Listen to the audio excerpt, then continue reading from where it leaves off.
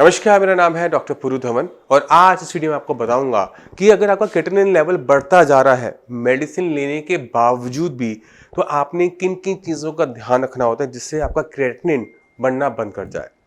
एक kidney failure patient की report में जब क्रिएटिनिन बढ़ना शुरू होता है तो हर किसी को, उसको, उसके घर वालों को, सबको टेंशन होनी शुरू हो जाती है, क्योंकि उन्हें पता होता है कि क्रिएटिनिन अगर बढ़ता चला गया तो डायलिसिस की नौबत ज़रूर आएगी। अब मेडिसिन खाने के बाद, ट्रीटमेंट लेने के बाद अगर आपका क्रिएटिनिन ना संभले तो हमें कहीं ना कहीं अपनी कंडीशन को एवेल्युएट करना पड़ता है कि कहाँ हमने कमी छोड़ दी थी। क्या हमारे खाने पीने में कमी थी, क्या हमारे ट्रीटमेंट में कमी थी। तो अगर हम उस कमी को निकाल देते हैं तो कहीं ना कहीं क्रिएटिनिन का बढ़ना रुक जाता है। तो उसी को आज हम डिटेल में डिस्कस करेंगे इस वीडियो के अंदर। और शुरुआत करते हैं सबसे पहले सबसे इंपॉर्टेंट चीज़ से, वो है पहचान। किसकी? उस बीमारी की जिसकी वजह से आपकी किडनी खराब हो रही है। अब आपके घर में कोई शीशा लगा हुआ है तो वो अपने आप कभी नहीं टूटता, आंधी आएगी, पत्थर लगेगा तब टूटेगा। उसी तरह से अगर हमारी बॉडी में कोई भी ऑर्गन सही से बना हुआ है, भगवान का दिया हुआ ऑर्गन है, सही से बना हुआ है, बिना किसी कारण वो अपने आप खराब कभी भी नहीं होगा। उसके पीछे कोई ना कोई कारण जरूर होगा और उस कारण को ढूंढ के निकालना एक डॉक्टर के लिए जरूरी होता ही होता है, मगर एक पेशेंट के लिए उस कारण को संभाल के रखना बड़ा इंपॉर्टेंट होता है। तो एग्जाम्पल से समझने की कोशिश करते हैं।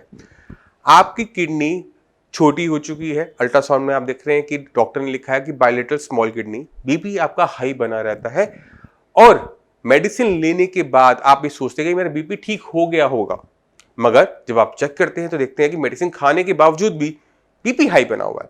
तो ऐसे केसेस के अंदर बीपी हाई बना हुआ है मेडिसिन लेने के बाद, ट्रीटमेंट लेने के बाद भी, ऐसे केसेस के अंदर क्रिएटिनिन की वैल्यूज बढ़ती चली जाती है। अब हमने करना क्या है? हमें पता है कि हमारी किडनी बीपी से खराब हो रही है, तो हमें बीपी को कंट्रोल में रखना है। बीपी की नॉर्मल वैल्यूज क्या होती है? 130/90 कुछ डॉक्टर बोलते हैं, 120/80 कुछ डॉक्टर बोलते हैं, मगर ये एक नॉर्मल हेल्दी इंडिविजुअल के लिए होता है। मगर एक किडनी फेलियर पेशेंट के लिए ये वैल्यूज को थोड़ा सा लो डाउन कर दिया जाता है। क्यों कर दिया जाता है? क्योंकि उससे हमारी किडनी पे कम से कम दबाव बने। तो आप अपना जो नॉर्मल ब्लड प्रेशर है जो आपको मेंटेन करना है, उसमें आप देखिएगा कि ऊपर वाला कोई भी लेवल्स हो, 120 हो, 130 हो, 140 हो, चलेगा, मगर नीचे वाला 70 और 80 की रेंज के अंदर चलेगा। अगर उससे ऊपर जाता है तो आपकी किडनी को नुकसान होगा। अब जैसे अगर मैं अपने हाथ को ऐसे छूऊं मुझे कोई दिक्कत नहीं होगी, मगर अगर मेरे यहाँ पे जख्म बना होगा तो ऐसे आराम से भी छूंगा तो भी दर्द होगा। क्यों दर्द होगा? क्योंकि ये नॉर्मल नहीं है। चोट लगने के बाद ये जगह नॉर्मल नहीं हुई। इसी वजह से जब किडनी के साथ किडनी नॉर्मल होती है तो 130/90 बीपी नॉर्मल है, मगर जब आप किडनी फेलियर के पेशेंट हो जाते हो तो नॉर्मल चीज भी आपकी किडनी के लिए खतरनाक हो सकती है। तो इसलिए बीपी को थोड़ा सा लो रखो, जिससे उस पर कम से कम नुकसान हो और आपका क्रिएटिनिन ना बढ़े। इसी तरह से अगर आपकी किडनी डायबिटीज से खराब हुई है, डायबिटीज आपकी बढ़ी रहती है, इंसुलिन लेने के बावजूद भी, मेडिसिन लेने के बावजूद भी, तो डॉक्टर की सबसे अच्छी दवाइयां भी आपके केस में फेल होनी शुरू हो जाएगी। क्यों? क्योंकि जो शुगर हमारी बढ़ती है वो हमारी उस टाइम में किडनी को नुकसान पहुंचाती है। अगर रोज थोड़ा थोड़ा नुकसान भी हो रहा है तो महीने के एंड पे वो इकट्ठा होकर बड़ा हो जाता है। तो आपने कोशिश क्या करनी होती है कि आपके जो शुगर लेवल्स हैं, चाहे वो फास्टिंग हो, पीपी हो, या फिर वो रैंडम ही क्यों ना हो, 180 से नीचे बने रहे। अब कुछ पेशेंट कहते हैं कि मेरी खाली पेट तो 60-70 आती है, बट मैं जैसे खाना खाता हूं ना वो 250 पार चली जाती है, तो मैं क्या करूं? अगर आपकी फास्टिंग शुगर नॉर्मल आती है बट खाना खाने के बाद पीपी शुगर आपकी बढ़ जाती है, तो खाने को आप 2 टुकड़ों में बांट दो। यानी नाश्ता आप एक बार में नहीं करोगे, 2 बार में करोगे, लंच भी 2 बार में और डिनर भी 2 बार में। इसमें क्या होता है कि खाना थोड़ा थोड़ा खाया जाता है। थोड़ा खाना खाने से थोड़ी शुगर बढ़ती है और वो 180 का क्रॉस नहीं करेगी, वो उससे नीचे नीचे ही रहते हुए वापस नीचे आ जाएगी, और जब वो नॉर्मल आ जाएगी हम दोबारा से खाना खा लेंगे। इससे हमें ताकत पूरी मिलती है, शुगर हमारी स्पाइक अप 250 तक नहीं करती। तो छोटा सा मैंने आपको दे दिया, आपने इस चीज का ध्यान रखना होता है कि अपनी जो शुगर लेवल्स है वो 180 से नीचे बने रहे। अगर बीपी और शुगर हम कंट्रोल कर लेते हैं तो 80% जो पेशेंट है किडनी फेलियर की, उनकी प्रॉब्लम सॉल्व हो जाती है। मगर जो 20% पेशेंट हैं जिनकी किडनी पॉलीसिस्टिक किडनी या फिर आईजीए नेफ्रोपैथी या किसी और बीमारी से खराब हो रही है, वहां पर जो ट्रीटमेंट का प्रोसीजर है वो बदल जाता है, जिसे हम अगली किसी वीडियो में एक्सप्लेन करेंगे। एक बार आपने अपनी किडनी को खराब करने वाली बीमारी को कंट्रोल में कर लिया, तो उसका फायदा क्या होता है कि उससे अब और किडनी के अंदर नुकसान नहीं पहुंचेगा, तो आपकी बीमारी वहीं पे थमना शुरू कर देती है। अब दूसरी चीज क्या करनी होती है, आपने अपनी डाइट पे ध्यान देना होता है, क्योंकि अगर आप किडनी फेलियर के पेशेंट हो और अपनी मर्जी से कुछ भी खाए जा रहे हो, भागा खाना खाए जा रहे हो, तो जाने अनजाने में हम ऐसे बहुत सारे केमिकल्स खा जाते हैं जो कि हमारी किडनी को निकालने पड़ते हैं, उस पर काम करना पड़ता है और उसके बीच में हमारी किडनी को नुकसान पहुंचता है। तो अपने खाने पीने पे ध्यान दो कि बेसिकली आप क्या खा रहे हो। कभी कभी कुछ पेशेंट्स अपनी डाइट को बहुत ज़्यादा टाइट कर देते हैं परहेज के नाम पे, कि मैं परहेज करूंगा मैं ठीक हो जाऊंगा, मैं परहेज करूँ मेरा क्रिएटिनिन डाउन हो रहा है, तो उसको भी इस गहराई से समझने की कोशिश करते हैं। अगर सपोज करो मैं सिर्फ घिया तुरी टिंडा खाऊंगा तो क्या होगा, मैं कुछ दिन तो खा पाऊंगा क्योंकि मैं इसे उबाल के खा रहा हूँ, उसमें बहुत हल्का सा नमक हल्का सा हल्दी डाल रहा हूँ, तो उसका स्वाद नहीं होता। अब जब हम उसे उबाल के हम खाना खाते हैं तो उसमें ताकत भी नहीं होती। जब ऐसा खाना मैं रोज रोज खाता हूँ तो कुछ दिन के बाद मुझे उससे उबकाई आनी शुरू होती है, मैं से खाना खाया नहीं जाता, मेरा खाना कम हो जाता है और मैं क्या देखता हूँ कि मेरा जो वेट है वो डाउन होना शुरू हो जाता है। तो मान लो कि मेरा वेट 90 किलो है, मेरा वेट कम हुआ, 5 किलो नीचे गया, 85 हुआ, तो मेरे क्रेटिनिन में 1 पॉइंट का फर्क आ जाएगा, यानी जो क्रेटिनिन लेवल मेरा 8 था वो अब 7 हो जाएगा। अब चलते हैं थोड़ा सा अगले एक और महीने में। अगले महीने भी मैंने 5 किलो अपना वजन और गिराया, मेरा वेट 85 से अब 80 हो गया, मेरा क्रेटिनिन जो 8 था वो 6 हो गया। बट अब यहां से दिक्कत होनी शुरू हो जाती है, जब हम खाना लंबे टाइम तक छोड़ते हैं तो मेरी बॉडी में अब वीकनेस आने लगी है, मेरे लिए चलना उठना बैठना मुश्किल होने लगा है, मेरे शरीर में प्रोटीन जा नहीं रहा मगर मेरे यूरिन से प्रोटीन निकले जा रहा है, जिसकी वजह से मेरी बॉडी में प्रोटीन की डेफिशिएंसी होने लग गई है। अब मेरे पैरों में स्वेलिंग आने लग गई है और जब मैं लेटता हूं तो पैरों का पानी मेरे फेफड़ों में भरना शुरू हो जाता है और मुझे घुटन महसूस होनी शुरू हो जाती है। यानी खाना छोड़ने पे जब प्रोटीन हमने खाने में बंद किया तो उससे हमारी कॉम्प्लिकेशन शुरू हो गई, क्रेटिनिन डाउन हुआ। मगर ये क्रेटिनिन क्यों डाउन हुआ, अब उस पर चलते हैं। मेरी बॉडी में क्रेटिनिन कहाँ बनता है, मसल्स में, ठीक है, मसल्स में बनने वाला वेस्ट मटेरियल है। तो जैसे जैसे मैंने वेट लूज किया था वैसे मेरी मसल्स भी कम हुई और मसल्स कम होने की वजह से क्रेटिनिन की प्रोडक्शन भी डाउन हुई। यहाँ पे किडनी ने अच्छा काम नहीं किया मगर मसल मास कम होने की वजह से मेरे क्रेटिनिन में जो 8 था वो 6 हो गया। अब सवाल है तीसरे महीने का कि तीसरे महीने क्या ऐसा ही हो पाएगा, क्या मैं और वजन गिरा पाऊंगा और यह क्रेटिनिन मेरा यहाँ पे संभल पाएगा। तीसरे महीने पहुंचते पहुंचते तक क्रेटिनिन की वैल्यू बढ़नी शुरू हो जाती है, जो लेवल 8 था अब वो 9 पहुंच जाएगा। क्यों? क्योंकि जब मैंने खाना खाना बंद किया था तो मेरी किडनी को भी खाना मिलना बंद हो गया, जो पहले ठीक से काम थोड़ा बहुत कर रही थी उसने वो भी काम करना बंद कर दिया, जिसकी वजह से क्रेटिनिन जो मेरा डाउन हुआ था वो अब तीसरे महीने में बढ़कर जाना शुरू करेगा। अब क्रेटिनिन भी बढ़ गया और ना खाना खाने की वजह से मेरी बॉडी में वीकनेस हो गई है। अब अगर मुझे जाके डायलिसिस करवाना पड़ता है तो मेरा डायलिसिस लंबा टाइम नहीं चल पाएगा। क्यों? क्योंकि बॉडी में इतनी वीकनेस जनरेट हो चुकी है कि बॉडी उस डायलिसिस को ज़्यादा सर्वाइव नहीं कर पाएगी। तो ये गलती मैक्सिमम किडनी फेलियर के पेशेंट करते हैं। उनको लगता है कि परहेज करने से मेरी किडनी ठीक हो जाएगी, वेट लूज करने से मेरी किडनी ठीक हो जाएगी, बट ऐसा होता नहीं। इसके बिल्कुल उल्टा ही होता है कि पेशेंट की condition day by day worse होती चली जाती है। तो आपने क्या काम करना होता है, आपने अगर क्रेटिनिन को कम करना है तो अपने खाने पीने को बंद करने से नहीं होता। खाना खाने से किडनी खराब नहीं होती। अगर खाना खाने से किडनी खराब होती तो सभी खराब हो चुकी होती और सबकी किडनियां खराब नहीं हुई है। तो इसका मतलब ये कि अगर हम खाना ढंग से खा रहे हैं तो उससे मेरी बॉडी को, मेरी किडनी को ताकत मिलेगी और वो पहले से बेटर काम करने के अलग कंडीशन में बनी रहेगी। हमने अपनी किडनी की फंक्शनिंग बढ़ानी है, क्योंकि किडनी का फंक्शन क्या है, क्रेटिनिन को निकालना, और क्रेटिनिन हमारी बॉडी से बाहर जाएगा, यूरिया बाहर जाएगा तो भी वो रिपोर्टों में डाउन होगा। तो आपको समझना है कि आपने रास्ता कौन सा लेना है, या फिर आप वेट डाउन करके अपने क्रेटिनिन को डाउन करोगे या फिर किडनी की फंक्शनिंग को बढ़ा के करोगे। ये दोनों काम साथ साथ नहीं हो पाते। तो आपने क्या करना है, आप अपने खाने को ध्यान रखो, खाने को बैलेंस रखो, क्योंकि आपकी बॉडी में से प्रोटीन यूरिन के रास्ते बाहर जा रहा है। आपकी बॉडी में प्रोटीन की डेफिशिएंसी नहीं होनी चाहिए। अगर प्रोटीन की डेफिशिएंसी बढ़ी तो शरीर में खून बनना बंद हो जाएगा, कमजोरी बहुत बढ़ेगी, डायलिसिस में बहुत दिक्कत आएगी और आपकी कंडीशन तेजी से खराब होगी। इसी वजह से जितने भी किडनी फेलियर के पेशेंट होते हैं उनको हम कहते हैं कि आप अपने खाने पीने का बहुत अच्छे तरीके से ध्यान रखो, सही से खाना खाओ।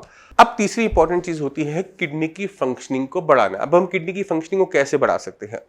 अब किडनी के बारे में अगर आप सोचें तो अगर किसी के पास अगर एक किडनी हो बाय बर्थ तो क्या होता है, क्या उसका क्रिएटिनिन लेवल बढ़ा हुआ होता है? नहीं।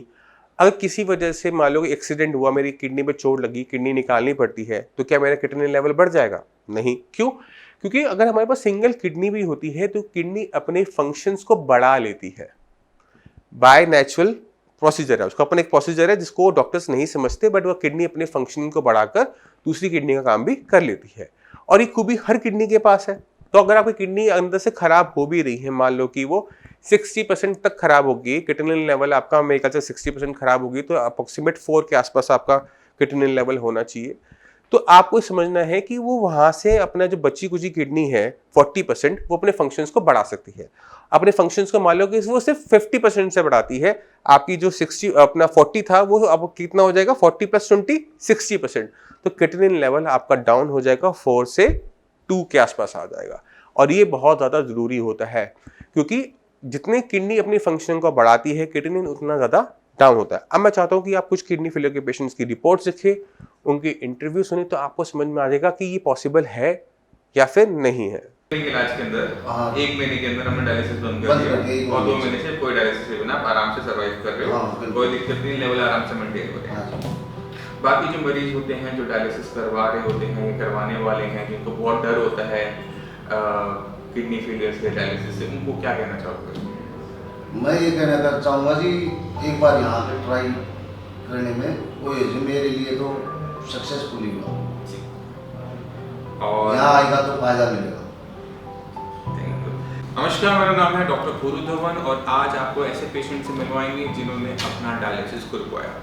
डायलिसिस रुकने से पहले इनका क्रिएटिनिन लेवल 12 के आसपास था और तकरीबन 1-2 महीने के इलाज के अंदर इनका जो डायलिसिस था वो पूरी तरह से रुका। तो मैं ज़्यादा बात नहीं करता, चलते हैं मनोज जी के पास और उनसे जानते हैं कि उनकी लाइफ में साइंस जी ने इन्हें क्या परिवर्तन किया। तो मनोज जी, आपको कब पता लगा था किडनी खराब हो रही है आपकी? मेरे को जी पता लगा था फरवरी में। फरवरी कौन सा साल? इसी साल। इसी साल में? हाँ जी। अच्छा, और लेवल क्या था तब क्रिएटिनिन के? उस टाइम तो लेवल मेरा जी बिल्कुल ही डैमेज था, मतलब डॉक्टर ने तो जवाब दे दिया था वहाँ। अच्छा। हमारे वहाँ मैंने फिर दिखाया इसमें, और एक वो था है उसमें देखा, दोनों ट्रांसप्लांट के लिए बोला। ट्रांसप्लांट के लिए बोला था। हाँ जी। और तब क्रिएटिनिन के लेवल क्या था? तो मेरा 530 तो यूरिया था। 530 यूरिया? हाँ जी। और क्रिएटिनिन 12 था शायद। 12 के आसपास था। हाँ जी। डायलिसिस शुरू हो गया था? डायलिसिस शुरू हो गया था हर दूसरे दिन। हर दूसरे दिन, हफ्ते में 3 बार डायलिसिस होता था आपका? हाँ जी।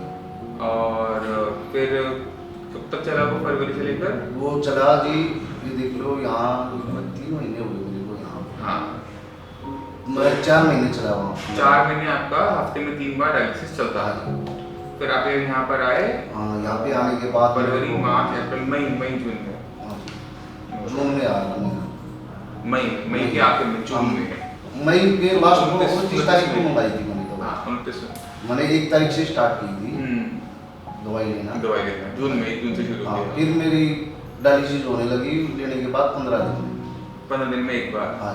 जो हफ्ते में पहले 3 बार होता था वो 15 दिन में एक बार चला गया? एक बार। और अब कितनी बार? अब तो बंद है पूरा? अब तो बंद हो गई। मैं आपको थोड़ा सा मनोज जी के बारे में बता देता हूँ। उनकी किडनी जो खराब हो रही थी वो ब्लड प्रेशर की वजह से हो रही थी। ब्लड प्रेशर हाई रहने की वजह से उनकी किडनी श्रिंक होने लगी। जैसे किडनी श्रिंक होती चली गई, उनकी किडनी लेवल बढ़ते चले गए और इनको डायलिसिस की जरूरत पड़ गई। अब शरीर में वजन बढ़ रहा है पहले से?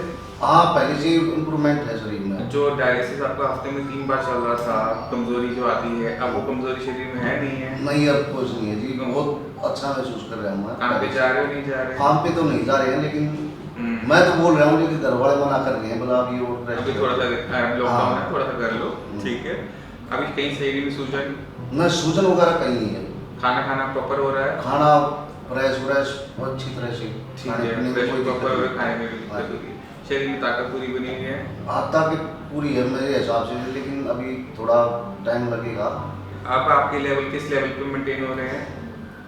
यूरिया तो जी आपने देख, मैंने रिपोर्ट तो मिली आपके पास है। हाँ जी, मैं बता देता हूँ। यूरिया तो आपका तकरीबन 100 के आसपास है। हाँ, 100 के आसपास है। क्रिएटिनिन हमारा जो मैनेज हो रहा है वो तकरीबन 6-7 के आसपास मेंटेन हो रहा है। 7 के आसपास मेंटेन हो रहा है, ठीक है। डायलिसिस पूरी तरह से बंद हो गया। और कब से बंद हो गया तकरीबन बता दो। ये डायलिसिस बंद होया तो ये मान 2 महीने के आसपास हो गए। 2 महीने हो गए कोई डायलिसिस हाँ। नहीं हुआ। अब सवाल यहाँ यह उठता है कि साइंस इंजीनियर ने इनकी किडनी का ऐसा क्या किया कि ये डायलिसिस रुक गया।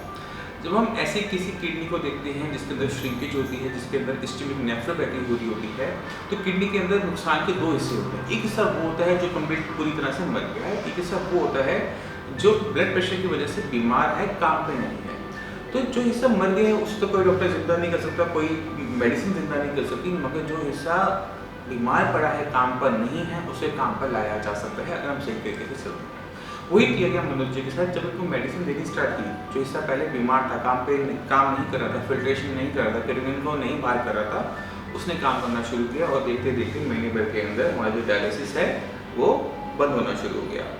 तो यही हमें हर किडनी फेलियर पेशेंट के अंदर करना पड़ता है, क्योंकि किडनी जब आपकी डैमेज है तो आप लेके चलो कि उसके 2 टाइप का डैमेज उसके अंदर है। एक हिस्सा वो होगा जो पूरी तरह से मर चुका होगा और एक हिस्सा वो होगा जो काम नहीं कर रहा, बीमार है, जिंदा है।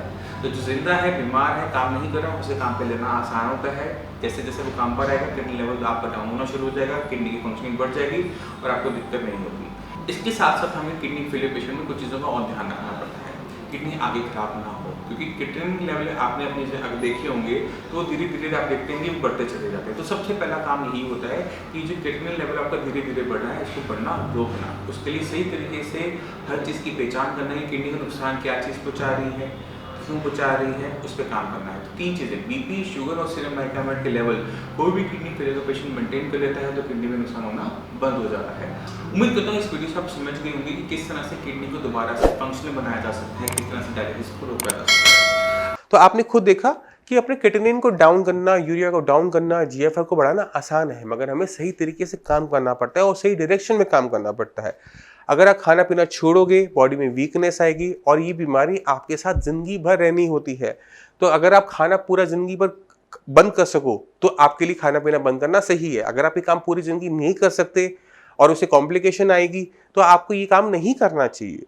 मैं उम्मीद करता हूँ इस वीडियो से आप काफ़ी कुछ समझ गए होंगे किडनी फेलियर में हमें क्या चीज़ें करनी चाहिए और कौन सी नहीं करनी चाहिए। फिर भी आपके माइंड में कोई भी डाउट हो, कुछ भी पूछना चाहते हो तो नीचे दिए नंबर पे कॉल करें। डॉक्टर्स की टीम है, वो आपकी पूरी सपोर्ट करेगी, पूरी हेल्प करेगी आपको इस बीमारी से लड़ने में।